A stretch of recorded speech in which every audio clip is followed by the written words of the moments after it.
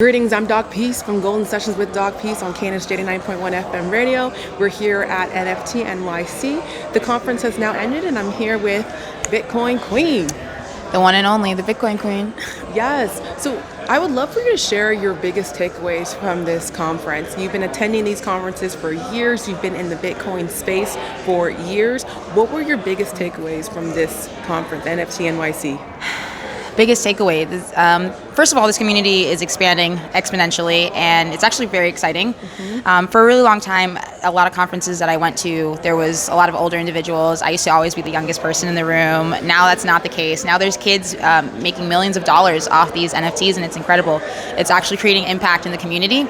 And I think as someone who's a crypto advocate, someone who's part of the cypherpunk movement, someone who is, a libertarian at heart, someone who's free at will, I think that people are starting to notice that things are not right.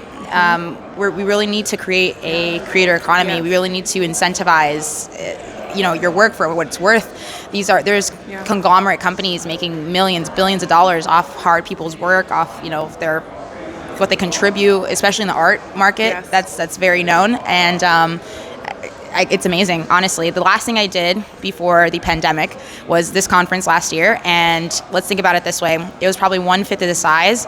There's 4 venues this year. It was one venue and half of the 4.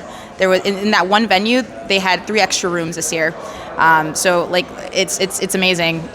Seeing Times Square with NFTs and brandage and pushing all these companies who have really been on the forefront of all this stuff, and having people come out, it's just been amazing. Yes, I completely agree. Gold, it's spreading.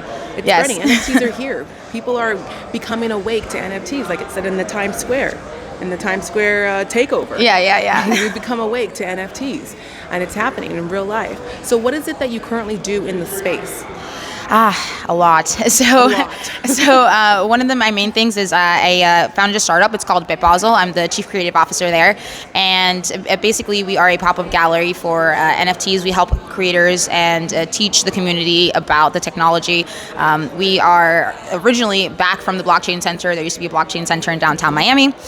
Because of COVID, it shut down, and we've always been into art. I've been doing art galleries probably for the past 3 years, and we're like, hey, Miami Music Week is coming up. I'm sorry. Miami Art Week is coming up. It's not called Art Basel, guys. You can actually get sued if you say that. So disclaimer. So it was coming up and there was nothing happening. It was, COVID was still kind of there. And we were like, hey, let's put together a NFT show. And then we did it. And 2 months later, January hit, and the entire market exploded. So it was really interesting to see, my industry being sucked up by the mainstream media, by celebrities, by, everyone in between, because they're like, oh my gosh, this technology. And it's not so much the NFT aspect. It's not so much, you can put art on this. It's more of the overall message, which is crypto adoption, money away from government, self-identity, self-power. That's really what it's all about. And I think that, people, whether they find Ethereum or Bitcoin or NFTs first, it's all the same message at the end of the day. And that's what I'm here to do. Gold. Can you share with us your involvement with Ken Token?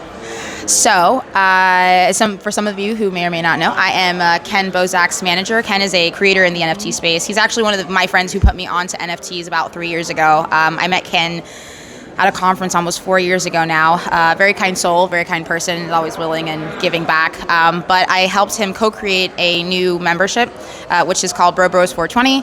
I am the team leader on that project, and basically we launched a social token that can also be utilized to purchase his NFTs that he's already been selling, and it's used to incentivize his community. So the membership, you can get Ken through the membership. You can also purchase it separately, but essentially what it does is we have staking mechanisms and platforms that will grow your capital per se. Okay. And I mean, we launched that token probably 2-3 weeks ago now. We raised over $100,000 in liquidity so far. We just launched the membership 2 days ago. I think it's about halfway sold out. So far so good. And it's all about the community, because there's a lot of NFTs at launch and a lot of these PFP projects that you see that they don't really give you anything. They're just cool to have. They're cool to hold on to. If they have a good community following, they might pump. You might, be lucky. They might raise in price. But it's a lot of speculation. So what we created was a membership that will give you continuous NFT airdrops.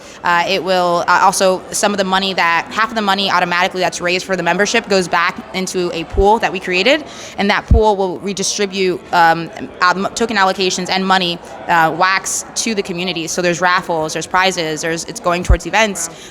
We have this thing called a 420 game. Basically, everyone gets a kind of like a PFP. And there's 420 memberships at a time that are released, and one person can win 10 grand. Wow. Yeah, so it's really it's supposed to incentivize. You're supposed to get more out of it than what you paid for, and that's really what it's all about. Gold. So how can we get involved? Okay, so with that project, you go to bros420.com. And if I don't know if it'll be sold out by then, but it comes out every 3 months. Okay. So it'll be a continuous project, and then the membership lasts a year. So.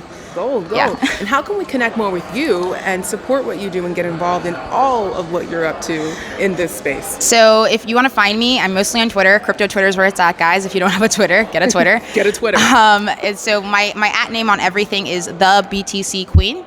Whether it's Twitter, I also have an Instagram. I don't use Instagram too much. And then starting in November, if anyone's part of the Spanish community, I will be on Univista, and I will be doing teaching cryptocurrency in Spanish if anyone's interested in that. Gold. Thank you so much, Bitcoin Queen. This is Doc.PEACE with Golden Sessions with Doc.PEACE. Reminding you always, stay gold.